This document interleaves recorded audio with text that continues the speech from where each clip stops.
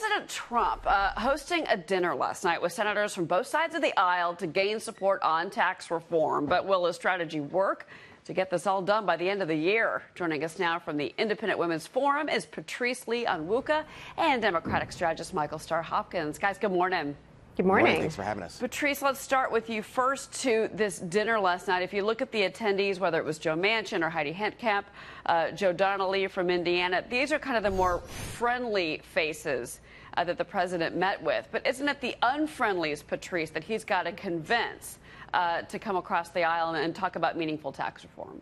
Well, I mean, in part, it's ensuring that everybody on the friendly side is going to be there, including Republicans, before you even turn to the potential friendly Democrats and unfriendly Democrats. So, I mean, I think this was an interesting strategy. He's picking off those who are easy targets from states who he handily won last year and saying, hey, you know, if you want to turn this into a good win for you, come on board with us. But also reminding Republicans, you did not get the ball across the finish line on Obamacare. We cannot afford to let this happen with tax reform. You know, this dinner coming on the heels, Michael, as it looks like the Senate is going to begin to work on tax reform. But, you know, this 1% break, this seems to be where you're going to get a lot of rhetoric and a lot of yelling and screaming.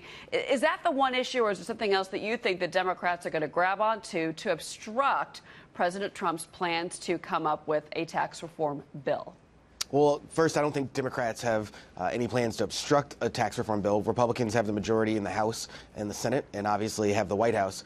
So Democrats can't really obstruct here. But what Democrats can do is find areas where we can work together. I think repatriating funds is absolutely something that Democrats are open to. And I think that now we're starting to see the president triangulate, like a very famous Democrat, Bill Clinton, and try to bring his popularity numbers up and figure out how to actually get an agenda through. And I think the only way he can do that is by working with Democrats to negate some of the Freedom Caucus. Well, then, Patrice, obviously the question would be, why bother with this dinner last night? Well, it's because of the debt ceiling. It's because of this deal that President Trump made last week with Chuck Schumer, with Nancy Pelosi, to extend the debt ceiling. And obviously we've got $20 trillion in debt. But then you had Senator McConnell coming out yesterday, Patrice, saying, well, that may not be a hard deadline, may be able to work with that. Was he doing that to kind of get into Schumer and Pelosi's face, if you will, to say, don't get so comfortable with President Trump and this new friendship the three of you have going?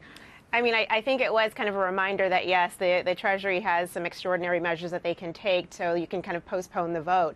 You know, but, you know, to the point about Democrats obstructing, I mean, it is not going to be a full kumbaya moment.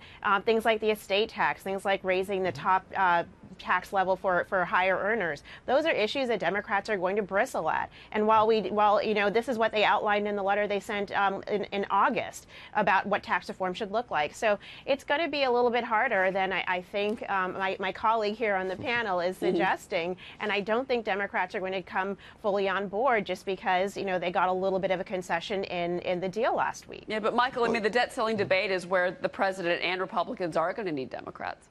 It's absolutely true. And I think that, you know, this is actually one of the perks with the president being such a transactional president and not being linked to one ideology or the other. He's more concerned with getting a deal done. And when you have someone that wants to get a deal done and isn't really as concerned with the details, it becomes a lot easier to finagle and negotiate ways to get that deal done. So I think since the president's not really a Republican, you know, he wasn't really a Democrat, he's a lot more flexible in what he's willing to accept. Well, he's certainly shaking hands and making deals. The art of the deal. Patrice, really quick, corporate tax rate. You know, the president still says 15%, but what do you think is realistic here?